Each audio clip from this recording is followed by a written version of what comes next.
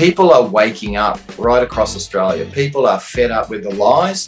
You only have to have half an ounce of common sense to work out that there's inconsistencies in what people are saying.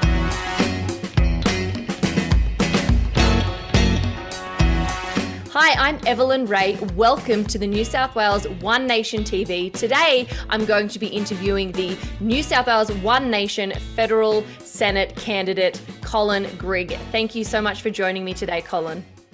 Wonderful to be here. Thanks for having me, Evelyn. Now, I really sort of wanted to dive straight into who you were. I do this a lot with candidates because a lot of Australians really just want to know who the person is behind the politician. And obviously, you haven't always been involved in politics and you had a life before this. And I'd love to sort of hear a bit of your background and what you've done prior to entering candidacy. Yeah, certainly. I'm a husband and father. I have happily married for 33 years. We have 4 adult children who've given us just recently the 9th grandchild. Wow. So, you know, I'm very much a family man and just love getting involved with the grandkids as we did over at Easter. But yeah, I have also been a pastor most of my life of a church, and I still am. I'm part of New Hope Church in Caves Beach near Newcastle. And I just love politics, I guess. I always have. In 2016, I ran for local council in Lake Macquarie, and I was successful with 2 other candidates who were also Christians. And just recently in December, in New South Wales, we had the second term election. And for me, that is. And so we all got in again, which was wonderful. Coming around into 2022, just feeling the need for integrity to be in the politicians, and truth and authenticity, all of those good things, and to represent morals and decency. I decided that I would have a crack, at the federal election. And fortunately, I was pre-selected as number 2 on the Senate candidate, as a Senate candidate. So I'm very pleased to be able to have that position. And right now, we're running all around New South Wales doing meetings and rallies and stuff like that. Yeah. So yeah, I love politics. I always have, in the sense that I want to keep our country free. And I want to see future generations enjoy the kind of life that I've had. And I lived through the 60s, which is one of the most free decades we've ever had in our history. But yeah, So anyway, I'll stop there. No, it's very interesting. So basically you're a father, a grandfather, and a lot of people probably go, why would you want to go into this sort of world where, you know, there's politicians and all the rest of it wouldn't be an easy job to sort of enter into. I'm sure it comes with a lot of sacrifices, both personally and professionally. And you sort of answered my question. I was going to ask, why would you do it now when, you've just had your 9th grandchild sort of born? But I guess it sort of makes sense, as you said, you want to see in Australia that it was free, this Australia that you sort of grew up with, and a lot of us are feeling exactly the same way. But I guess that would lead into my next question. Why is it that you decided to do it with One Nation? What was appealing about One Nation for yourself? Well, as I mentioned, I'm a pastor and therefore a Christian, and I feel that One Nation is best representing the Christian world. Both Pauline and Mark Latham have stood up for Christians, and they believe that the Judeo-Christian ethic is the most stable sort of ethic that you can stand on in a community as a people, and it's brought prosperity to every Australian. And I know there's Australians who are poor and suffering, but that would be more of the exception, I think. I think Australia gives opportunity if you're prepared to work and you're prepared to knuckle down and blood, sweat and tears, so to speak. You can make a very prosperous life for yourself. And that's what I love about Christianity. I also love that it gives people a lot of peace, a lot of love and a lot of joy. So, yeah. I've always really respected and admired Mark Latham in particular, and Pauline Hanson, of course, a lot of the people at One Nation, is that Mark's not actually a Christian, yet he No. adamantly defends the right for people to practice their faith, their Christianity. And he recognizes, like you mentioned, that, you know, Christianity has shaped our way of life in Australia. And yeah, I've always really admired. I've often said that Mark's done more for the church than some ministers have, especially over the last few years. So my hat definitely goes off. Much respect to everybody at One Nation for doing this. Yeah. Look, and you know, Mark has even posted posts, and I'm sure he doesn't mind me saying so because he's put it on Facebook. Is that the most beautiful 4 words you can ever speak is "I am a Christian." So yeah, it's great to have that kind of support. And I guess I didn't really finish my explanation, but that's why I decided to join One Nation, because they support me as a Christian and support my family who are Christians. And I think just I don't believe in pushing it down people's throats like some, but I believe that as you said, it brings prosperity to communities who live under that Judeo-Christian system. Yeah. So I wanted to ask you specifically about, obviously, policies and things like that you feel quite passionate about. You know, like I've sort of spoken to a few other candidates of specific areas that they might be running for within this different electorates, the Cook electorate or whatever it might be. And I've sort of got them to kind of explain their area, the demographic of their area. But obviously yours is a little bit different. You're not, you know, going to be doing a specific area as such. So I would like to kind of dive into some policies for New South Wales if you were given the privilege and the honour of being elected into the federal seat, what it is that you're passionate about and what changes you really want to sort of see as a priority. Well, my main priority is citizens initiated referenda, which is a policy of One Nation.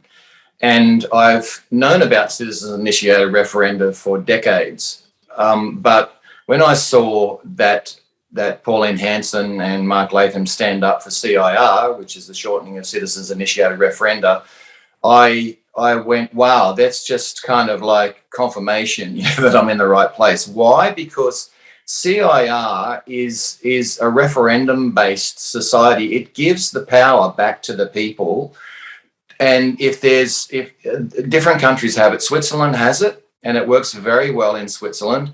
There's a couple of other European countries that have CIR, but probably just modified a little bit from its purity. But the idea of CIR is that if in Switzerland, I think, and I could be wrong here, so don't quote me, but it's a very small percentage, about 3% of the population. If they petition the government on an issue, the government is forced to have a referendum.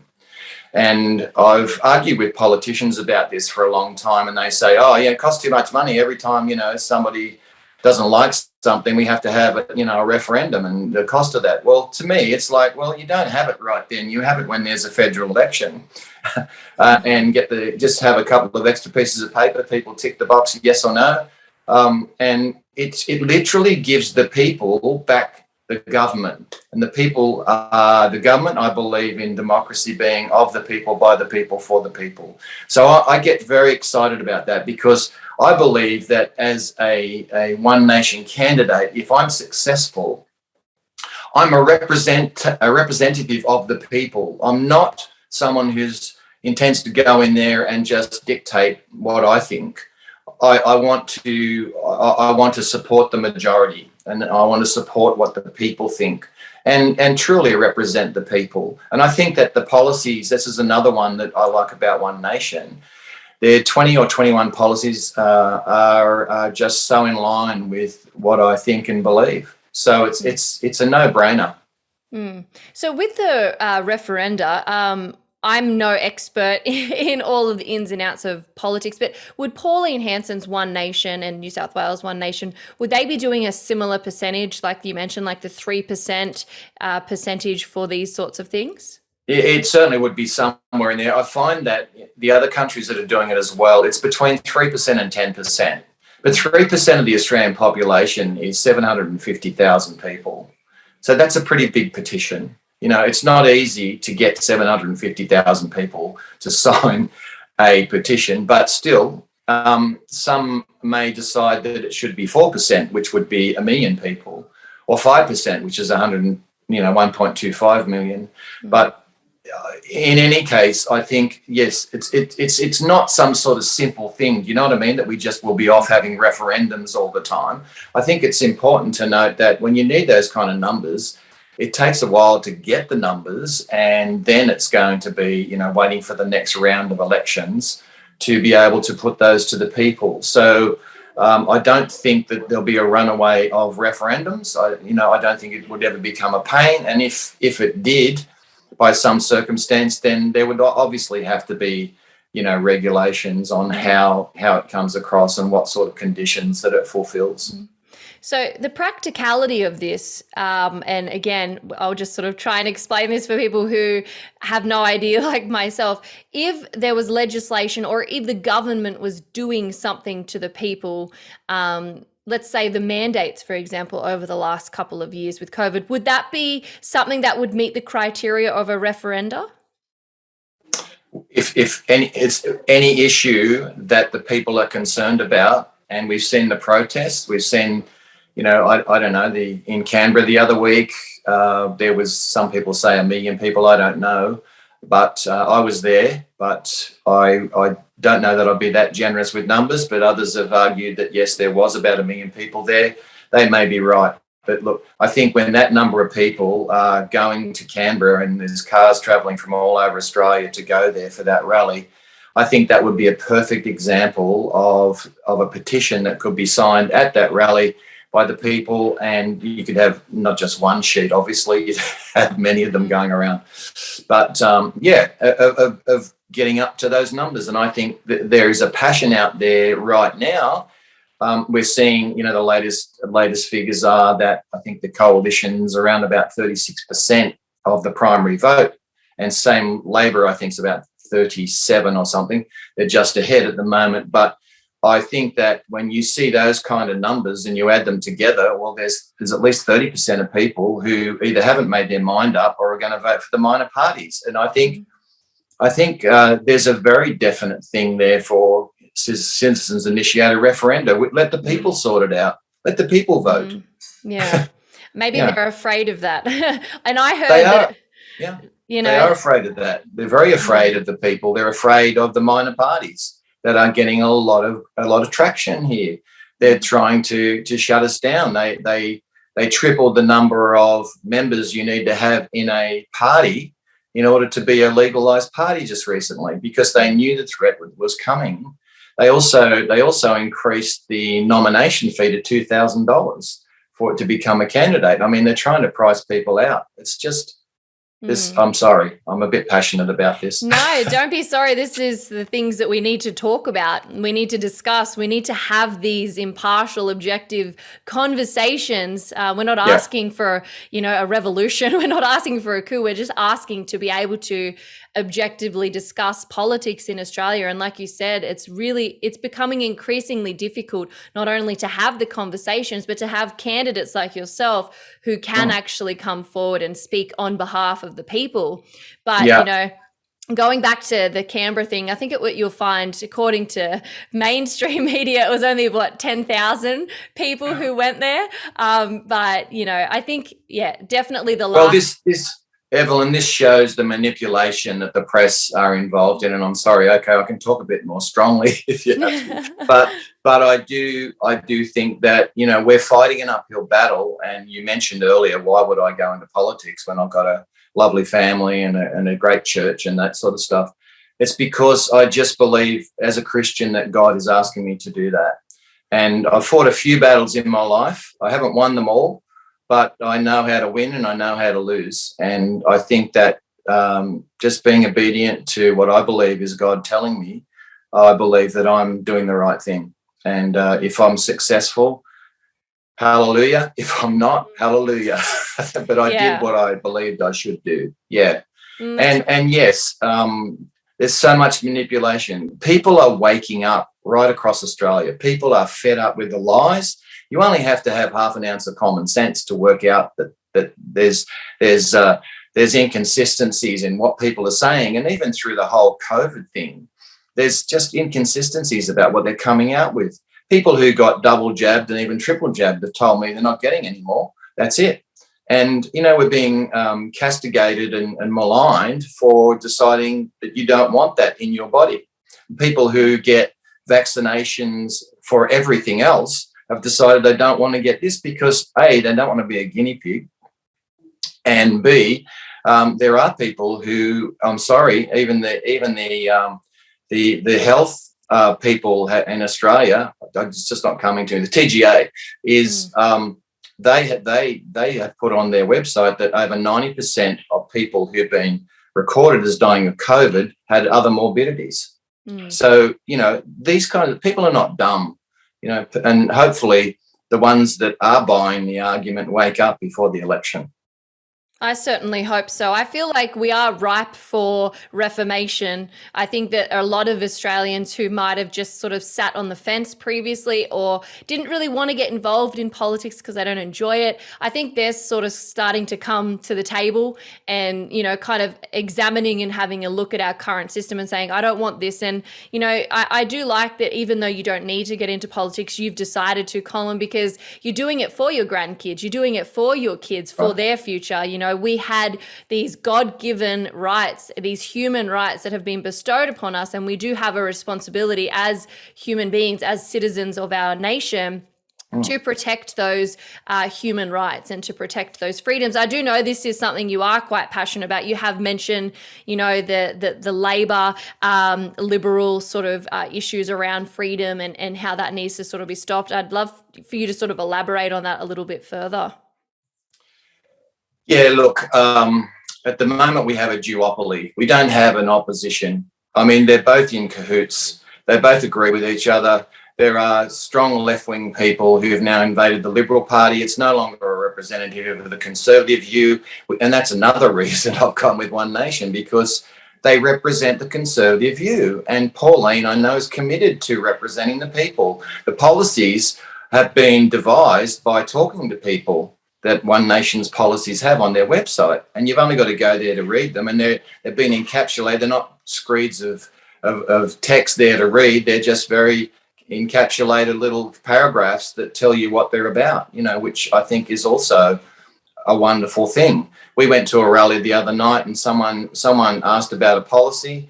The local One Nation member there that I was supporting, Faye up in Cowper, she turned up with the policy book and showed the person where we support that policy, and no one else, the other candidates that were there, didn't have any policy booklets. So we kind of trumped them, But I don't trust Albanese, and even though ScoMo professes to be a Christian, I just have to wonder about his Christianity sometimes. Now, look, I do sympathise with the fact that he's juggling people of all different views, but I think sometimes he's a little bit weak and he needs to stand up for Australia and for Australians. And then he wouldn't be in the position that he's currently in, where Labor is so close to taking the election.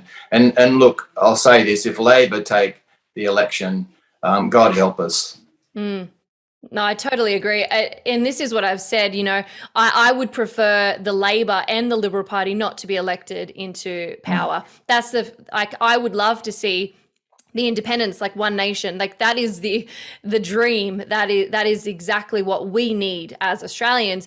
But, the alternative, unfortunately, people can't break free from these chains of only ever voting Liberal or only ever voting Labor. Unfortunately, I think we might get a Labor government, which is going to be made up mostly of minor Greens seats. And the future is absolutely terrifying, thinking about how that could translate into everyday life practically for Australians, just trying to feed their families and clothe their kids and put a roof over their heads. And, it terrifies me. And like you mentioned, I'm not going to try and pretend I understand Scott Morrison's relationship with God or anything, but if we're talking purely on his politics and his reactions to things over the last couple of years, he's just got to get off the fence. Satan owns the fence, obviously, and unfortunately, he's kind of trying to appease to a group of voters that will never likely vote to him, all whilst alienating the group of people who maybe could. And you're right,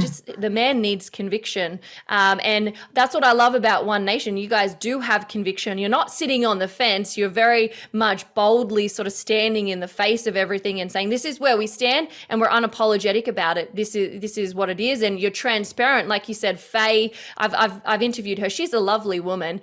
She'd be amazing for that position. And, she's like, here's the book. We have nothing to hide. Here are our policies. But there are lots of other political parties out there who do want to hide and who do not be transparent. But I wanted to talk about the last couple of years. You have sort of spoken about the fear propaganda that we have been getting fed, and it's been unbelievable. I'm not sure if you've seen something similar from your end. Oh, absolutely. And what you said just then, that was great. Like, you are spot on with what most people are saying, that they want to clean out Labor and Liberal, and they want new government. Now, the left are trying to use that and maximise the opportunity there and post these fake independents and stuff.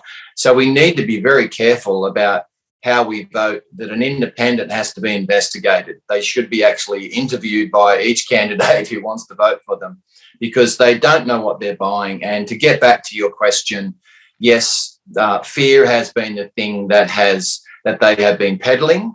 And Evelyn, it's actually against the law. Did you know that? It's against the law to frighten the community. And yet that's exactly what these people have done under these health rulings. Get the jab or you'll die, and get the two. It was at first. This is where the inconsistencies came in, because it's, get the 2 jabs and you'll be right forever. And then it's like, oh, no, we need a booster. And then it's like, no, we need another booster. And, we haven't done it yet in Australia, but they're talking now about a fifth jab. Yeah. So, how can you believe these people?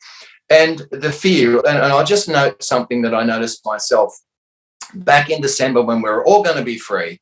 In New South Wales, Perrottet had come in and he said, look, on the 1st of December, we're all going to be free. It was then pushed back to the 15th of December. But in that marginal period, those 15 or 14, 15 days, it came out that there's a new variant. It's called Omicron.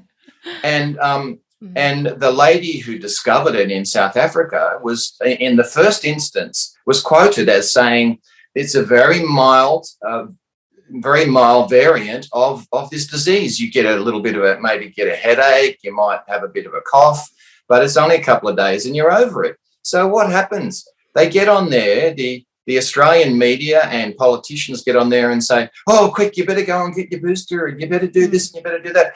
And I'm thinking, no one's going to buy that. But this is what freaks me out a little bit, Evelyn, because though we're seeing a great traction in what we're doing, there's still a lot of people whose Bible is the TV set.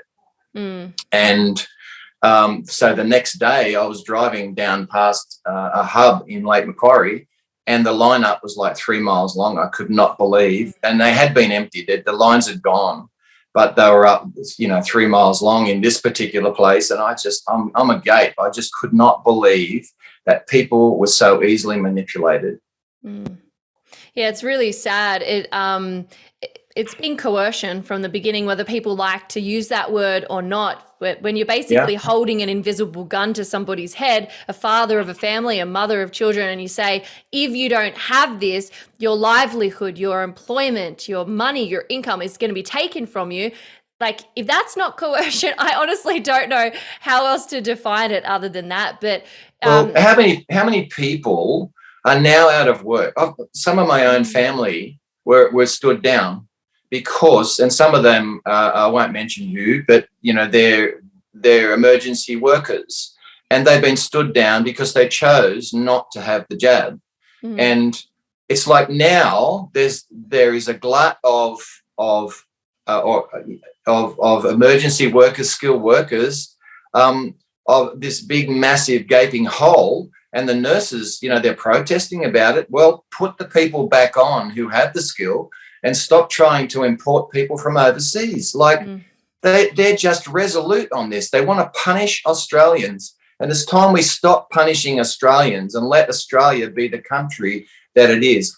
We kowtow to every other nation. We're in a global situation where we punish Australia financially by being in these UN deals and agreements. It's just ridiculous. We need to leave the UN. We need to get out and be a country on our own. I take a leaf out of the book of Hungary, who stand on their own and have refused other ethnic groups because they want to keep the purity of their culture. And no one's barking at them, but we in Australia, we get punished, and yet we are a blip on the world's population, 25 million, compared to, America, that's like 350 million or something. It's just ridiculous, the punishment that we get. And about climate, I'm going all over the place. It's good. We've got to meet these climate targets, and we're less than 1% of the world's pollution. Why not get onto countries like China and India that they let go, who don't have to do a thing? And we're selling them our coal, so we're hypocrites. We're giving them our coal. China has embargoed us at the moment, but now India's buying our coal, and it's really hypocritical to say, we're going to be coal free by 2050. Some are pushing for 2030 when it's impossible. I mean, do we like living with the lights out? We're coming into winter now. People aren't going to have heating. Going to have intermittent electricity like it's already happened in Europe. There's countries over there. It's ridiculous, this notion. And they don't talk about what's happening in Europe. But people over there are freezing in wintertime. And there's lack of food. I mean, we've had prosperity. Why are we prepared to give away our health, our actual lives for a religion that's called climate control? It's ridiculous. Sorry, another one of my passions. It's just stupid. It's just stupidity. There's no. They say. We what is it? We believe the science. What's science? Science. The word science means fact. There's no fact for this whatsoever. The science that we believe is a hoax. It's not even true. Yet we're going to plunge ourselves into poverty. And in these kinds of situations, there's always people who make lots of money and end up very rich because they're living off the funds from the middle class. And we need to protect the middle class. I'm sorry, the middle class get bashed about a lot of things, but the middle class hold this country up. And, they do it. They go to work every day. They pay their taxes. They pay their bills. They do the right thing. They need to be applauded because they're the ones who are holding this country up. Yeah. I think the real question here is, where's the justice? All these horrible things are happening, going back to sort of the beginning of what you were saying about the fear and all the coercion with things, people losing their jobs. You got to go, where's the justice? But what I do like about One Nation is they actually want to investigate this. They actually want to give people back their jobs. And you guys want to put like an inquest in. A royal commission, I believe, to try and get to the bottom of this, which is fantastic. You also mentioned how we're importing workers when we have skilled workers already here out of a job. I think it's school teachers alone is close to 8,000 in New South Wales alone who have lost their jobs because of the mandates. Yeah. You know what the New South Wales government at the moment have decided to do annually? So this isn't a one-off. This is every single year. They've recently released that they're going to import 400,000 international workers to come to New South Wales alone every year to try and make up for these shortages. And it breaks my heart for the people, Australians who have been born here, who have been raised here, who have done their studies here, who have begun their jobs here. They're out of a job, and they're sitting here as they're watching 400,000 people come here to take their skilled position that they could do. It would save our economy. It would save so many other things if we just look after us Australians. So that's something else. And I wanted to sort of go on to this climate change quickly. If I can just say something on top of what you said. Yeah, sure. we are being, look, these people are not Australians that are ruling over us, because they're not fighting for Australia. They're not fighting for Australians. And you just demonstrated that then by saying they're importing how many, 400,000 workers into New South Wales alone. I mean, this just tells me we've got to bail these people out of office and take over the country again. You know, we've got to storm Parliament House. I'm not saying, you know, that we have a revolution, but we need a revolution in voting. We need to vote these people out. We need to see they're not our friends. They're punishing us. They're punishing our families. And look, it's our kids and our grandkids. And if you're not a parent, it's your future kids, it's your future grandkids that are going to be punished and have to pay back the money we've been spending on. Why do we keep buying 100 million doses of the vaccine? It's because they want to continue this thing on and on and on for God knows how long, how many generations they want to keep under the thumb. They love it when we're locked down. They love it when we're kowtowing to what they demand. And it's not just politicians, it's the bureaucrats. I mean, the bureaucrats, the doctors and stuff over the states loved the power that they had. You know, they just tell the premiers what to do. It's time to tell them to sit down and to free our people in our country. How can you lock people down over a pandemic where less than 1% of people died who got the pandemic, and 91% of those, as I said before, didn't die from the pandemic. They died of other morbidities, but they had to put them down because they had COVID. They had to put them down as a COVID death. It's a lie. It's an absolute misrepresentation of the truth. And that's what we're seeing. We need to be honest enough to own up. We need to be honest enough to admit when we're wrong. But what do? They just try and cover it up by giving their political spin. We need to come back to truth and be accountable. That's what we need. And if you're not accountable, then get out. The people have the power. This is not some privilege that ScoMo and Albanese have standing up there campaigning. They are actually out there saying, would you mind re-employing me? Well, this is your choice. Don't give them that option if you don't agree with what's happening to your country. There's an old saying, if you want to change the past, then you need to change the future. And that is make a decision other than, these rusted on people, as you mentioned before, that only vote Labor, that only vote Liberal because their mum and dad did, and that's, they're scared of what might be different. Well, listen, things are changing anyway. Your life has changed whether you believe it or not. It's not a free society. We can't speak what we think. The thing is, you can change what people say, but you can't change what they think. And those people know, and they've been groomed to know what you can and can't say. And I always say, when you know what you can't say and what you can say, then you're under control. Yeah. And that's what's happened. We're under control. We're not a free society anymore. We certainly have set a really scary precedent. And unfortunately, governments have a tendency to grow, not shrink in size. And once a precedent is set, you can only imagine that they're going to continue to use that precedent to not only continue down the same path, but to increase the control moving forward. So it does worry me what you mentioned before, that now that the precedent's been set, that they can lock us down, that we do genuinely sort of comply, that they might do this for climate change in the future or for whatever. Yeah, I believe it was just a dress rehearsal. It was a dress rehearsal. And okay, they're setting us free again, and everyone's thinking, oh, that was close, or glad that's over. And we're all glad that's over. We're all glad we could go out. I mean, look at when they first let us all out. The traffic was incredible on the roads in a regional area that I live in Lake Macquarie. I couldn't get through shopping centres. It was crazy. But anyway, it's settled down now, which is great. But we need to keep those freedoms, and if you want to keep those freedoms, you need to vote one nation.